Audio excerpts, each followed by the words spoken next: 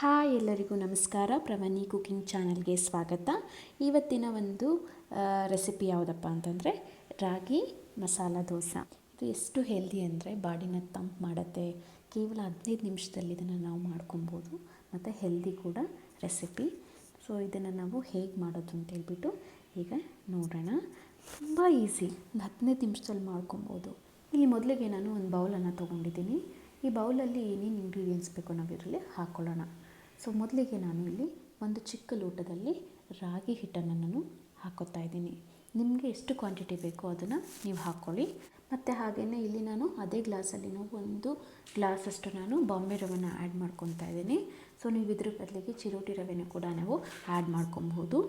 So ನೋಡ್ತಾ ಇರ್ಬೋದು, ಇಲ್ಲಿ ನಾನು ಒಂದು ಗ್ಲಾಸು ರಾಗಿ ಹಿಟ್ಟು, ಒಂದು ಗ್ಲಾಸು ರವೆ, ಇನ್ನೊಂದು ಗ್ಲಾಸಲ್ಲಿ ನಾನು ಅಕ್ಕಿ ಹಿಟ್ಟು ಕೂಡ ನಾನು ಹಾಕ್ಕೊತಾ ಇದ್ದೀನಿ. ಸೊ ಅದಕ್ಕೆ ಎಷ್ಟು ಬೇಕೋ ಅಷ್ಟು ಉಪ್ಪನ್ನು ಕೂಡ ನಾನಿಲ್ಲಿ ಆ್ಯಡ್ ಮಾಡ್ಕೊತಾ ಇದ್ದೀನಿ. ಸೊ ಇದಕ್ಕೇನೆ ಜೀರಿಗೆನೂ ಕೂಡ ನಾನು ಹಾಕ್ಕೊತಾ ಇದ್ದೀನಿ ಇವಾಗಲೇ. ಹೀಗೆ ಆದಮೇಲೆ ಇದಕ್ಕೆ ಎಷ್ಟು ಬೇಕೋ ಅಷ್ಟು ನೀರನ್ನು ಹಾಕ್ಕೊಂಡು ನಾವು ಮಿಕ್ಸ್ ಮಾಡ್ಕೊಬೇಕಾಗತ್ತೆ. ನಾನಿಲ್ಲಿ ಒಂದು ಗ್ಲಾಸ್ನ ನಾನು ಮೊದಲು ಹಾಕ್ಕೊಂಡಿದ್ದೀನಿ. ಸೊ ನಂತರ ನನಗೆ ಇನ್ನೂ ಒಂದು ಸ್ವಲ್ಪ ಬೇಕನ್ನಿಸ್ತು, ನಾನಿಲ್ಲಿ ಆ್ಯಡ್ ಮಾಡ್ಕೊತಾ ಇದ್ದೀನಿ. ಸೊ ಏನಪ್ಪ ಅಂತಂದರೆ ಇಲ್ಲಿ ಇದನ್ನು ನಾವು ಕಲಿಸ್ತಾ ಸ್ವಲ್ಪ ಗಟ್ಟಿ ಆಗುತ್ತೆ. ಏಕೆಂದರೆ ರವೆ ಅನ್ನೋದು ಅದು ಸ್ವಲ್ಪ ದಪ್ಪ ಆಗ್ತಾ ಇರುತ್ತೆ. ಸೊ ನೀರೆಲ್ಲ ಇಟ್ಕೊಂಡು ಅದು ಸ್ವಲ್ಪ ಚೆನ್ನಾಗಿ ನೆನ್ಕೊಳ್ಳುತ್ತೆ. ಸೊ ಒಂದು ಸ್ವಲ್ಪ ಹೊತ್ತು ಚೆನ್ನಾಗಿ ಕಲಿಸ್ಕೊಂಡಿದ್ದಾದಮೇಲೆ ನಮಗೆ ನೀರು ಬೇಕು ಅಂತ ಅನ್ಸಿದ್ರೆ ಮತ್ತೆ ಹಾಕ್ಕೊಬೋದು. ಸೊ ನಾನಿಲ್ಲಿ ಎಷ್ಟು ಬೇಕೋ ಅಷ್ಟು ನೀರು ಮಾತ್ರ ಹಾಕ್ಕೊಂಡು ಒಂದು ಸ್ವಲ್ಪ ಹೊತ್ತು ಕಲಿಸ್ಕೊತಾ ಇದ್ದೀನಿ. ಅದು ಸ್ವಲ್ಪ ಚೆನ್ನಾಗೆಲ್ಲ ಗಂಟು ಹೋಗೋವರೆಗೂ ಚೆನ್ನಾಗಿ ಕಲಸಿಟ್ಕೊಬೇಕು. ನೋಡಿ, ಈ ಥರ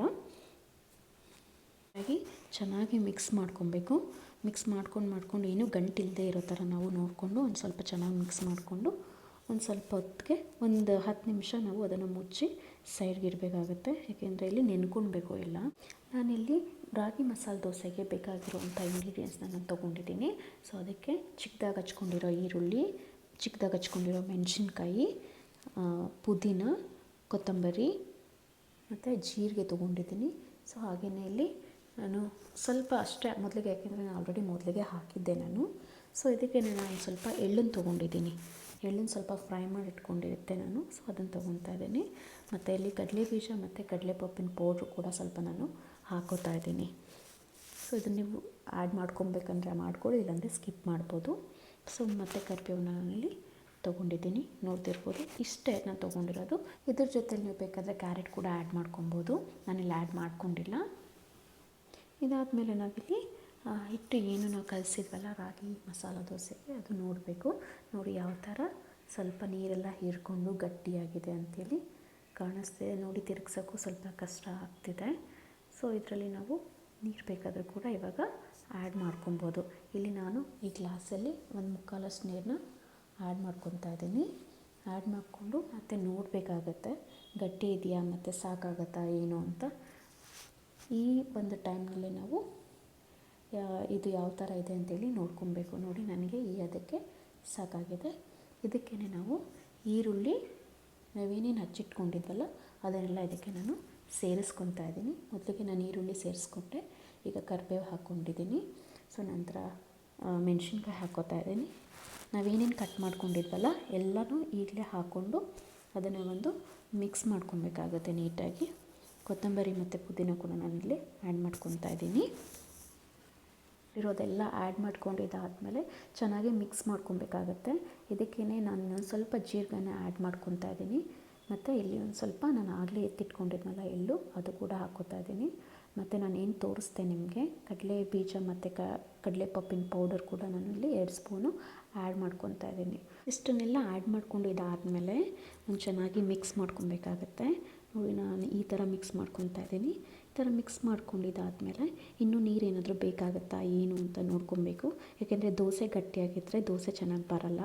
ಸೊ ಒಂದು ಸ್ವಲ್ಪ ತೆಳ್ಳಗೆ ಇದ್ದರೆ ದೋಸೆ ಚೆನ್ನಾಗಿ ಬರುತ್ತೆ. ಸೊ ಇದೇ ಥರ ನೋಡಿ ನಾನು ಸ್ವಲ್ಪ ಎಲ್ಲ ಮಿಕ್ಸ್ ಮಾಡ್ಕೊತಾ ಇದ್ದೀನಿ. ನೋಡಿ, ಈ ಥರ ಫೈನಲ್ ಲುಕ್ ಬಂದಿದೆ ನನ್ನದು. ಎಲ್ಲ ಪ್ರಿಪ್ರೇಷನ್ ಆದಮೇಲೆ ಹಾಕೋಕ್ಕೂ ಮುಂಚೆ ಇದಕ್ಕೆ ನನಗೆ ಇನ್ನೊಂದು ಸ್ವಲ್ಪ ನೀರು ಬೇಕು ಅನ್ನಿಸ್ತು. ಮತ್ತು ನೀರು ಹಾಕ್ಕೊಂಡು ಇಲ್ಲಿ ಗ್ಯಾಸ್ ಸ್ಟವ್ನ ಹಚ್ಕೊತಾ ಇದ್ದೀನಿ ನಾನು. ಗ್ಯಾಸ್ ಸ್ಟವ್ನ ಹಚ್ಕೊಂಡಿದ್ದಾದಮೇಲೆ ಒಂದು ಪ್ಯಾನ್ ಇಟ್ಕೊಂಡಿದ್ದೀನಿ. ಪ್ಯಾನ್ ಬಿಸಿಯಾಗಿದೆಯಾ ಏನು ಅಂತ ನೋಡಿಕೊಂಡು ನಾನು ಸ್ವಲ್ಪ ಎಣ್ಣೆನ ತವಾಗೆ ನಾನು ಹಾಕ್ಕೊತಾ ಇದ್ದೀನಿ. ನೋಡಿ, ತವ ಎಲ್ಲ ಬಿಸಿ ಆದಮೇಲೆ ನಾನು ಈ ಥರ ದೋಸೆನ ಹಾಕ್ಕೋತಾ ಇದ್ದೀನಿ.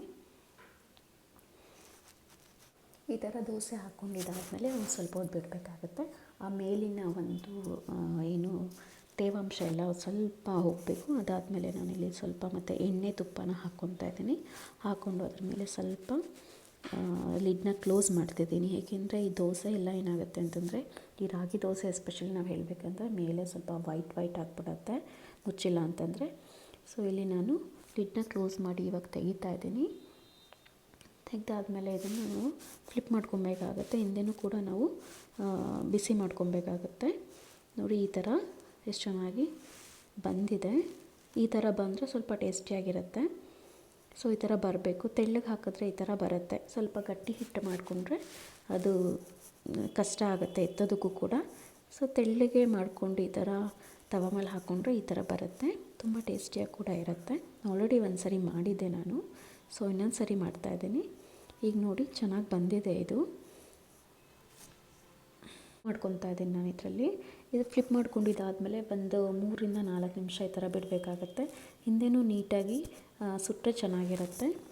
ಸೊ ನಾನಿಲ್ಲಿ ಒಂದು ಪ್ಲೇಟ್ಗೆ ಸರ್ವ್ ಮಾಡ್ಕೊಂಡಿದ್ದಾಗಿದೆ. ನೋಡಿ ಯಾವ ಥರ ಬಂದಿದೆ ರಾಗಿ ಮಸಾಲ ದೋಸೆ.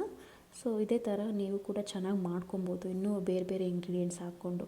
ಸೊ ಮತ್ತೆ ಇನ್ನೊಂದು ದೋಸೆಗೆ ನಾನು ರೆಡಿ ಮಾಡ್ಕೊತಾ ಇದ್ದೀನಿ. ಸೊ ಹಾಗೆಯೇ ನಾನಿಲ್ಲಿ ತವಾಗೆ ಸ್ವಲ್ಪ ಎಣ್ಣೆ ಹಾಕ್ತಾಯಿದ್ದೀನಿ. ಎಣ್ಣೆ ಹಾಕ್ಕೊಂಡಿದ್ದಾದಮೇಲೆ ಮತ್ತೆ ನಾನೊಂದು ದೋಸೆನ ಹಾಕ್ಕೊತಾ ಇದ್ದೀನಿ. ಸೊ ಹೀಗೆ ನೀವು ಎಷ್ಟು ಬೇಕಾದರೂ ಹಾಕ್ಕೊಬೋದು. ಆವಾಗವಾಗ ಸ್ವಲ್ಪ ತವ ಮೇಲೆ ನೀರನ್ನ ಸೇರಿಸ್ಕೊಂಡು ಹಾಕ್ಕೊಳ್ಳಿ, ಚೆನ್ನಾಗಿ ಬರುತ್ತೆ. ಏಕೆಂದರೆ ತುಂಬ ಬಿಸಿಯಾಗಿದ್ದರೆ ಚೆನ್ನಾಗಿರಲ್ಲ. ಸೊ ಹಾಗೆಯೇ ಇದು ಹಾಕ್ಕೊಂಡೆ ಆದಮೇಲೆ ಲಿಡ್ನ ಕ್ಲೋಸ್ ಮಾಡಿದ್ದೀನಿ ನಾನು. ಒಂದು ಸ್ವಲ್ಪ ಹೊತ್ತು ಬಿಟ್ಟಾದಮೇಲೆ ಒಂದು 2-3 ನಿಮಿಷ ಬಿಡಬೇಕಾಗತ್ತೆ. ಬಿಟ್ಟಾದಮೇಲೆ ನೋಡಿ ನನಗೆ ಈ ಥರ ಆಗಿದೆ. ಮತ್ತು ಅದನ್ನು ಫ್ಲಿಪ್ ಮಾಡಿಕೊಂಡು ಇನ್ನೊಂದು ಕಡೆ ನೀಟಾಗಿ ಸುಡಬೇಕಾಗತ್ತೆ. ಇದು ಕೂಡ ಚೆನ್ನಾಗೇ ಬಂದಿದೆ. ನೋಡಿ ಯಾವ ಥರ ಬಂದಿದೆ ಅಂತ, ಚೆನ್ನಾಗಿದೆ. ಸೊ ಆದಷ್ಟು ನೀವು ಚಿಕ್ಕದಾಗೆ ಹಾಕ್ಕೊಳ್ಳಿ, ಏಕೆಂದರೆ ಅದು ಫ್ಲಿಪ್ ಮಾಡೋದಕ್ಕೆ ತುಂಬ ಕಷ್ಟ ಆಗುತ್ತೆ ದೊಡ್ಡದಾಗಿ ಹಾಕ್ಕೊಂಡ್ರೆ. ಈ ಥರನೇ ಒಂದು 2-3 ನಿಮಿಷ ನೀವು ಚೆನ್ನಾಗಿ ಸುಟ್ಕೊಬೇಕಾಗತ್ತೆ ತವ ಮೇಲೆ. ನಂತರ ಮತ್ತೆ ಈ ಕಡೆನೂ ನೋಡ್ಕೊಳ್ಳಿ, ಎರಡು ಕಡೆ ಚೆನ್ನಾಗಿ ಬೆಂದಿದೆಯಾ ಏನು ಅಂತ. ಬೆಂದಿಲ್ಲ ಅಂದರೆ ಮುರಿದೋಗ್ಬಿಡತ್ತೆ ಬೇಗ.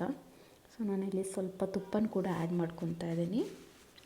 ಸ್ವಲ್ಪ ಆ ಫ್ಲೇವರ್ ಚೆನ್ನಾಗಿ ಬರುತ್ತೆ, ಸ್ಮೆಲ್ಲು ಫ್ಲೇವರು ಚೆನ್ನಾಗಿ ಸಿಗುತ್ತೆ.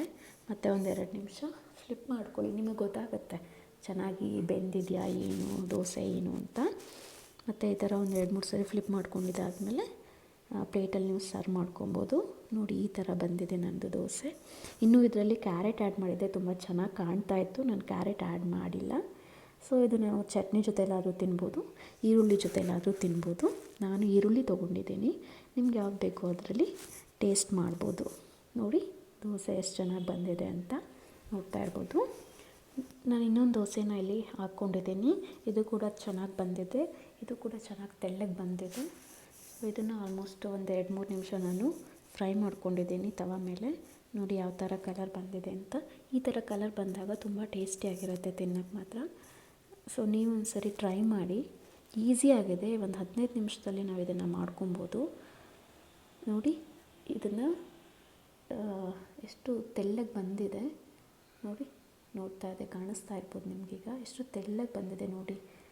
ಎಲ್ಲ ದೋಸೆನೂ ಕೂಡ ಇದೇ ಥರನೇ ಬರುತ್ತೆ.